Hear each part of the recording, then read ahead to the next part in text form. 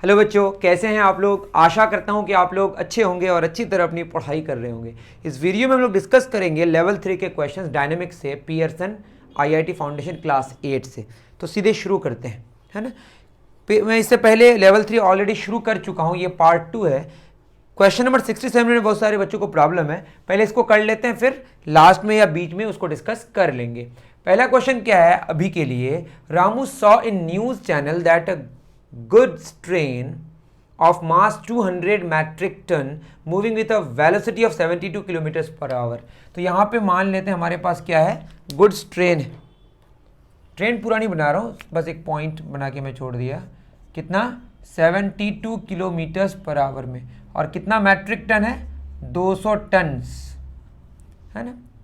और collides with a passenger train of mass 300 metric ton with a velocity of 54 kilometre per hour in opposite direction. तो ये इधर से आ रहा है, ये कितना, ये 54 किलोमीटर्स पर आवर में आ रहा है। इसका मास है 300 metric tons. Okay, opposite direction में आ रहा है।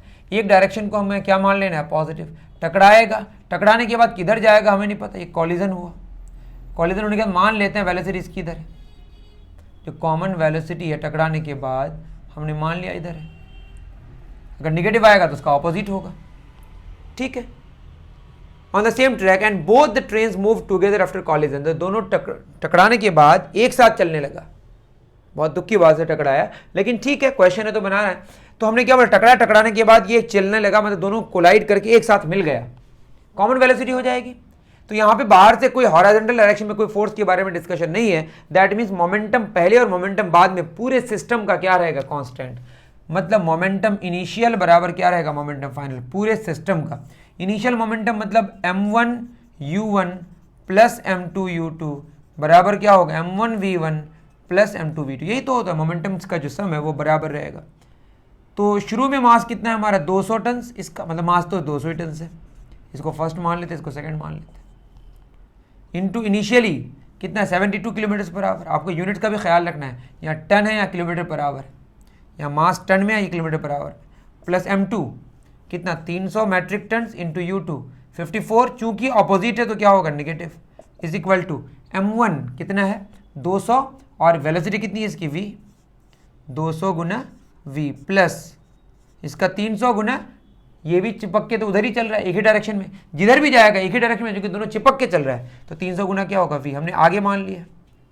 तो ये हो जाएगा 200, इसमें 100 कॉमन हो जाएगा अगर, तो कितना हो जाएगा, 72 गुना 2, 2 दूना 4, 7 दूना 14, 144, प्लस उसके बाद यहाँ पे अगर कॉमन ले लिया तो यहाँ पे 3 गुना 54, प्लस नहीं, यहाँ क्या होगा, माइनस 116, 162, या 300 और 200 कितना, 500 v। यहाँ क्यों दोनों का v है, क्योंकि दोनों कॉमन वेलोसिटी चला, किधर जा रहा है नहीं पता। हमने एक डायरेक्शन मान लिया v, इस डायरेक्शन में, तो अगर पॉजिटिव आएगा तो उसी डायरेक्शन में होगा, नेगेटिव आएगा तो उसके ऑपोजिट डायरेक्शन में होगा। 2 0 2 0 कैंसिल हो गया। देखिए निगेटिव आ रहा है यहाँ पे, 12 में 4 गया 8, 5 में 1 18, है ना, और यहाँ पे 0 कैंसिल हुआ है, 5 नहीं, तो नेगेटिव 18/5v। और किलोमीटर पर आवर में आंसर होगा, तो नेगेटिव 18/5 किलोमीटर्स पर आवर, या नेगेटिव 5 या 15 कितना, नेगेटिव 3.6 किलोमीटर पर आवर। इसको चाहें तो आप कन्वर्ट कर सकते हैं किसमें, मीटर्स पर सेकेंड में। तो नेगेटिव 18/5 इंटू 5/18, तो कितना हो जाएगा, नेगेटिव 1 मीटर पर सेकेंड। मतलब कोलाइड करने के बाद वो नेगेटिव 3.6 किलोमीटर पर आवर में चलेगा, मतलब लेफ्ट डायरेक्शन में चलेगा। तो आफ्टर कोलिजन ये पूरा का पूरा सिस्टम किधर चलेगा, पीछे की तरफ, 3.6 किलोमीटर्स पर आवर, या 1 मीटर पर सेकेंड की, ठीक है। थोड़ा दिखा नहीं, मतलब ये कोलाइड करने के बाद किधर चलेगा, पूरा कोलाइड करने पीछे चलेगा, कितना, 3.6 किलोमीटर पर आवर। तो कॉमन वेलोसिटी उसकी कितनी हुई, 3.6 किलोमीटर पर आवर, और हमारे डायग्राम के अकॉर्डिंग लेफ्ट साइड होगा, या नेगेटिव लगा दिया। आई थिंक आपको बात समझ आई। तो यहाँ पे हमने क्या इस्तेमाल किया, मोमेंटम का कंजर्वेशन। सिस्टम में मोमेंटम का कंजर्वेशन कंजर्व्ड रहता है कब, जब एक दूसरे पर फोर्स लगाता है, तीसरे का कोई यहाँ पे बात नहीं, ये उस पर फोर्स लगाया, वो इस पर फोर्स लगाया, एक्सटर्नल कोई फोर्स नहीं लग रहा, तो पूरे सिस्टम का मोमेंटम कंजर्व रहता है। ओके, आई थिंक आपको बात समझ आ गई। आपके पास किताब हो तो बेहतर है, हम चूँकि सारे क्वेश्चन लिखते नहीं, एक क्वेश्चन बस मैं शुरू का लिख देता हूँ। 67 में जो प्रॉब्लम है, हम इसमें एक काम करते हैं, खुद ही एक क्वेश्चन बना देते हैं। मान लेते हैं यहाँ एक बॉडी है m1 मास का, दूसरा बॉडी है m2 मास का, और यहाँ पे क्या लगा हुआ है, पुली। समझा दे रहा हूँ, बच्चे परेशान है ना। और यहाँ पे मान लेते हैं m3 मास का। खुद बताएं यहाँ पे कितना फोर्स लगेगा अगर ये बिल्कुल एकदम स्टैटिक कंडीशन में, कुछ हो नहीं रहा है, इक्विलिब्रियम पोजीशन में है, यहाँ पे इसमें टाइट है, तो बताइए नीचे क्या लगेगा, वेट। इसको बोलते हैं m3g, mass into acceleration due to gravity. इसको बैलेंस कौन करेगा, ये वाला जो रस्सी है, वाली जो रस्सी है ना, इसमें जो टेंशन होगा वो करेगा बैलेंस। तो टेंशन किसके बराबर आ गया, m3g के बराबर, जब बैलेंस्ड कंडीशन में। तो यही टेंशन यहाँ पे भी होगा, क्योंकि रस्सी का मास लगभग क्या होता है, 0 होता है। तो इसलिए यहाँ पे ऊपर एक बात मैं कह रहा हूँ, यहाँ पे एक चीज़ है, यहाँ पे एक चीज़ है, यहाँ पे एक चीज़ है, यहाँ पे हम लटका दिए, ये भी 1 किलोग्राम का है, ये भी 1 किलोग्राम का, ये भी 1 किलोग्राम का है। बताइए सबसे ज़्यादा टेंशन कौन सा वाला रस्सी होगा, इस वाले रस्सी को, क्योंकि ये तीनों मास को कंट्रोल कर रहे हैं।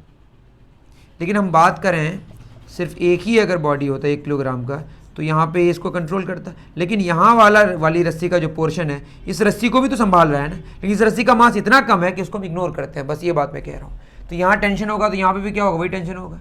तो यहाँ पे टेंशन हमेशा उस पॉइंट से अवे होता है, तो यहाँ पे टेंशन किधर होगा, अवे।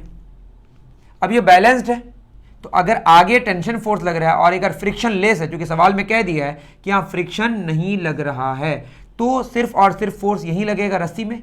तो रस्सी में फोर्स जो पॉइंट पे लगेगा वो अवे लगेगा, तो इधर भी टेंशन लगेगा, तभी तो बैलेंस होगा। उसी तरीके से ये पूरे रस्सी में सेम टेंशन होगा, तो यहाँ पे भी वही टेंशन होगा। अब इस मास को बैलेंस करना है, तो यहाँ पे क्या होगा, यहाँ पे भी क्या होगा, टेंशन इससे अवे होगा, तो किधर होगा, इधर होगा, यहाँ पे भी इधर होगा। समझ गए, तो वही टेंशन यहाँ पे आया, और यहाँ पे वही टेंशन वहाँ पे जो होगा वो बैलेंस में आ जाएगा। तो ये टेंशन का जो फोर्स है, वही फोर्स वहाँ पे आ जाएगा, वही मेजरमेंट वहाँ पे शो करेगा। ऐसा समझ आ गया होगा आपको। आ जाए तो अच्छी बात है, नहीं आए तो आपको हायर क्लासेस के लिए रुकना। चलिए 74 में सवाल में बोला, TV stand with wheels is placed on a trolley. एक ट्रॉली है, ट्रॉली में कुछ रख दिया गया, कुछ भी, टीवी का स्टैंड या कुछ भी, है ना। What happens if the trolley starts immediately. तो अगर ट्रॉली आगे की तरफ बढ़ेगा, तो ये जो हमारा स्टैंड था वो ग्राउंड के रिस्पेक्ट में तो रेस्ट में था। जब ट्रॉली अचानक आगे जाना चाहेगी, तो ये जो हमारा स्टैंड है वो वहीं रहना चाहेगी ग्राउंड के रिस्पेक्ट में। तो ट्रॉली आगे बढ़ेगी, वो वहीं रहना चाहेगी, तो इनर्शिया ऑफ रेस्ट की वजह से वो बैकवर्ड उसको जर्क लगेगा। तो इनिशियली अगर क्या होगा, वो जब आगे जाएगा तो कौन सा क्या लगेगा, बैकवर्ड जर्क।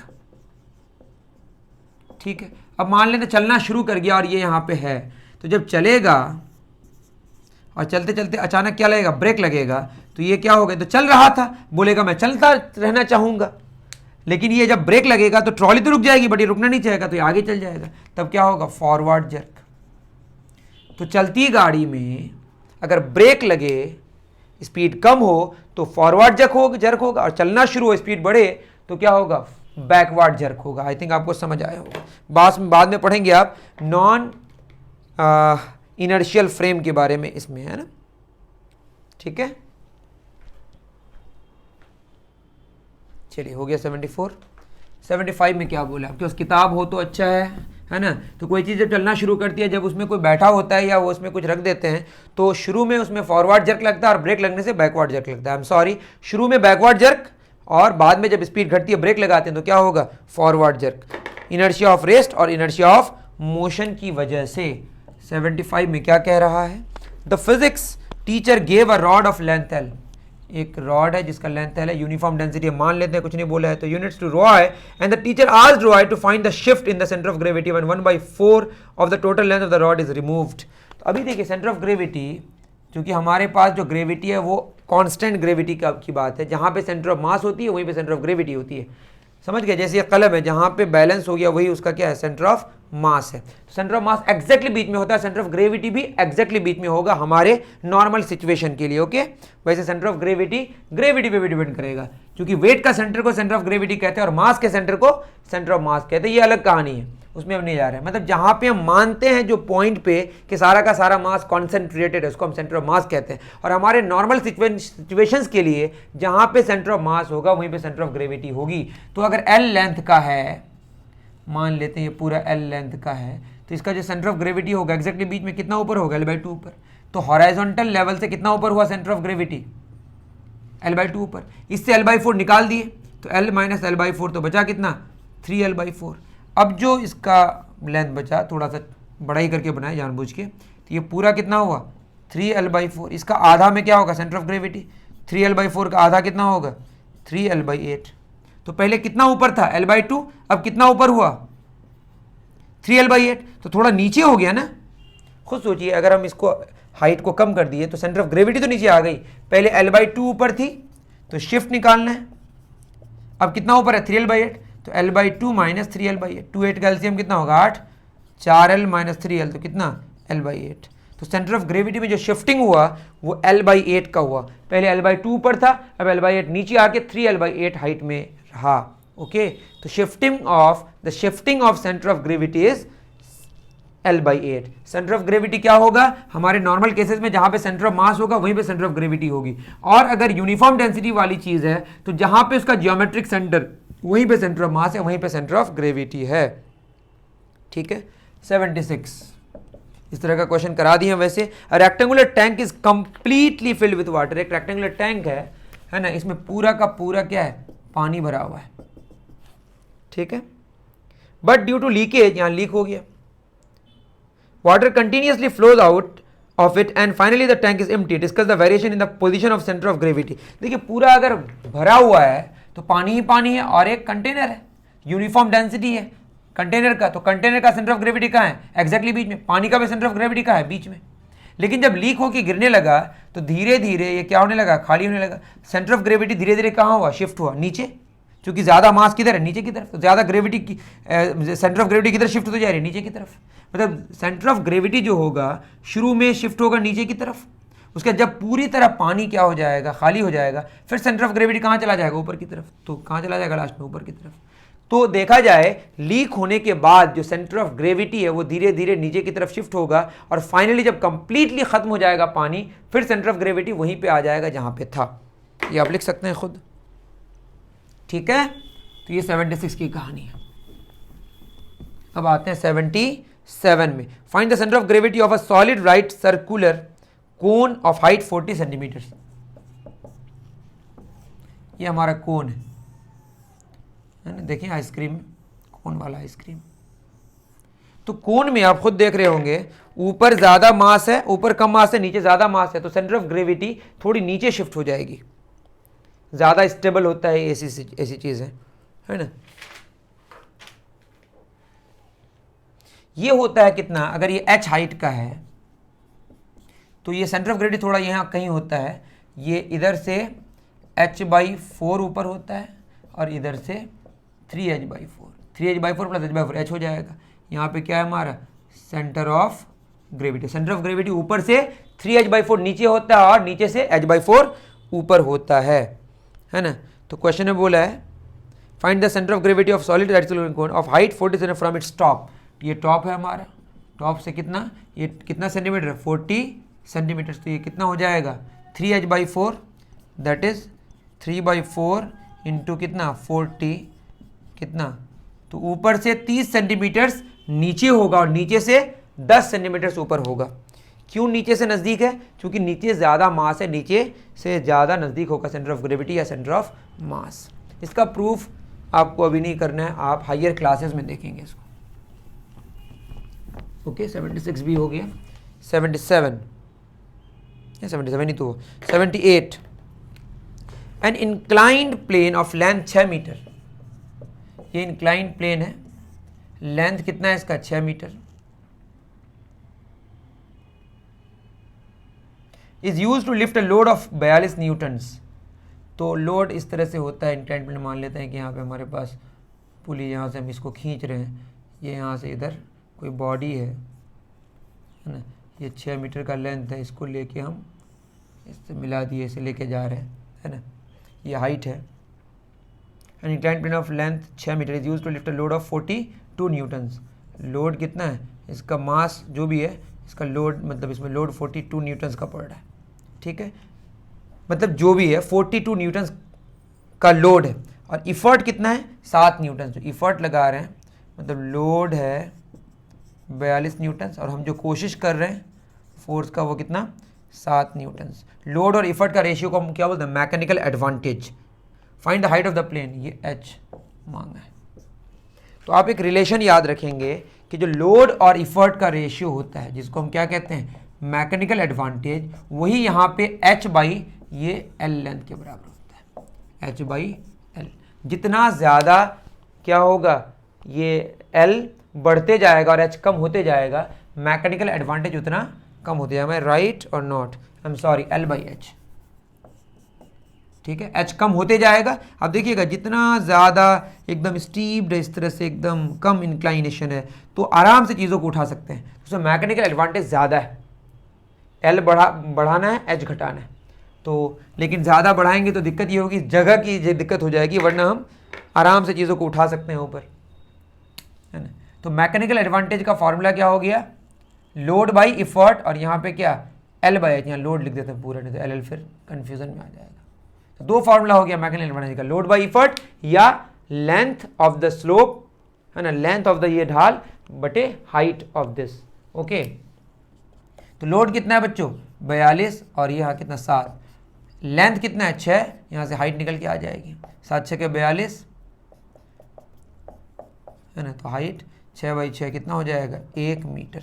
तो हाइट 1 मीटर का है और लेंथ इस पूरे का कितना 6 मीटर है। इससे मैकेनिकल एडवांटेज कितना मिला 6 का, देखिए ना 42/7 6, तो 6 गुना हमें फ़ायदा हुआ, ये समझ सकते हैं आप। लेकिन बात यह है कि ज़्यादा आप अगर स्लोप को कम करते जाएंगे, लेंथ बढ़ाते जाएंगे, हाइट घटाते जाएंगे, तो जगह बहुत ज़्यादा की ज़रूरत पड़ेगी, तो उस चीज़ का भी ख्याल रखना पड़ता है। वो एक प्रैक्टिकल बात है, आप समझ गए। मैकेनिकल एडवांटेज का फॉर्मूला लोड बाई एफर्ट भी होता है और इसका लेंथ बटे हाइट भी होता है ना। उसी रिलेशन को इस्तेमाल करके हमने हाइट ऑफ द जो भी है इंक्लाइन प्लेन हमने निकाल दिया। 78 हो गया। 79 इस पार्ट के लिए लास्ट क्वेश्चन है ना। क्या क्वेश्चन है, a system of pulleys is used to lift a load है 1000 kilogram weight. Kilogram weight force का यूनिट है, और जितने फोर्स से किसी बॉडी को अट्रैक्ट करती है 1 किलोग्राम की बॉडी को, उसी को 1 किलोग्राम वेट कहते हैं। मतलब 1000 किलोग्राम का बॉडी है, उसको अर्थ खींच रहा है 1000 किलोग्राम वेट से। If the efficiency of the pulley, efficiency के लिए सिंबल ईटा है, कितना परसेंट है 80%, या 80/100 कर दीजिए तो इससे कितना आएगा 0.8, एंड वेलोसिटी रेशियो इज 20। ये मैं बता भी चुका हूं, एक रिलेशन के क्या होता है, जो हमारा इफिशियंसी है मशीन का वो होता है मैकेनिकल एडवांटेज बटे वेलोसिटी रेशियो। मैंने एक क्वेश्चन में शायद कर भी दिया इसका प्रूफ। तो क्या हो जाएगा, ये है 0.8 mechanical advantage the load by effort, और नीचे वेलोसिटी कितना 20 इधर आ जाएगा, तो 0.8 इंटू 20 लोड है 1000 और इफर्ट यहाँ से निकल के आ जाएगा, तो 8 दूना 16, जो भी एक पॉइंट है 10 हो जाएगा, 0 0 खत्म, 8 दूना 16 बराबर 1000 बाई इफर्ट। तो इफर्ट को इधर लेके आ जाइए, इफर्ट बराबर कितना होगा 1000 बाई 16, तो 16 6 के 96, 4 0 16 32 16 5 62.5 किलोग्राम वेट। तो इफर्ट हमें लगाना है 62.5 किलोग्राम वेट का, और जो लोड है वो 1000 किलोग्राम वेट का वहाँ से हो जाएगा उसका काम।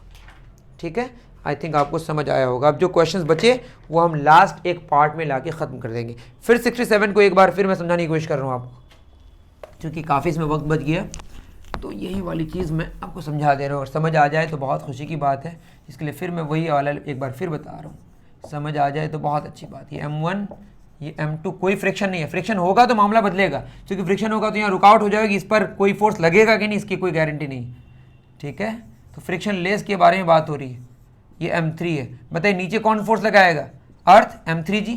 इसको बैलेंस कौन करेगा, टेंशन, क्योंकि ये लगभग मास लेस है तो यही टेंशन यहाँ पे आ जाएगा, इसको एक खींचेगा टेंशन, इसको बैलेंस कौन करेगा, इधर से टेंशन, समझ गए। फिर ये टेंशन इधर लगेगा तो इधर भी लगेगा, एक्शन का रिएक्शन होता है। फिर इधर टेंशन को बैलेंस कौन करेगा, इधर, इसको कौन बैलेंस करेगा, इधर, सिंपल। तो सेम टेंशन हर जगह आया, इसका मतलब यहां पे और यहां पे जो रीडिंग्स है वो सेम आएगा, बशर्ते कि फ्रिक्शन ना हो। अगर फ्रिक्शन होता तो यहां पे ज्यादा फ्रिक्शन लग के इस पर कोई प्रभाव ही नहीं पड़ता, ऐसा भी हो सकता था। अब पता नहीं आपको समझ आया कि नहीं समझ आया तो हायर क्लासेस के लिए वेट कीजिए। अब जो नेक्स्ट पार्ट है उसमें हम जो बचे क्वेश्चंस इसको डिस्कस कर लेंगे। मिलते हैं फिर नेक्स्ट वीडियो में। Thank you very much.